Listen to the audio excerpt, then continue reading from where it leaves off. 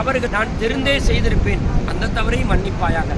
மன்னித்ததற்கு பின்பு செய்யக்கூடிய அமல் இருக்கு பார்த்தீங்களா, நல்ல காரியத்தை செய்துட்டு பெருமை அடித்தோம் என்று சொன்னால் அந்த அமல் நம்ம கையை விட்டு போயிடும். அப்போ அந்த அமல் செய்யக்கூடிய அமல் எங்களுக்கு கை கொடுக்கக்கூடிய அமலாக ஆக்கி அந்த அமல் மூலமாக எங்களை சுவனத்தில் நுழைய வைத்து அந்த சுவனத்தை எங்களுக்கு நிரந்தரமாக ஆக்கி தருவாயாக என்று சொல்லக்கூடிய இந்த ரப்பனாத்தினா புத்தின மோதிரம் பார்த்தீங்களா, இதனுடைய அர்த்தம். அல்லாஹுடைய விருந்தாளிகளே, அந்த துவாவை இன்ஷா அல்லாஹ் உங்களுக்கு நான் சொல்லிக் கொடுப்பேன். இப்படி காபாவை 7 முறை சுத்தினால் ஒரு தவாப் முடிஞ்சிருச்சா? அல்ஹம்துலில்லாஹ்.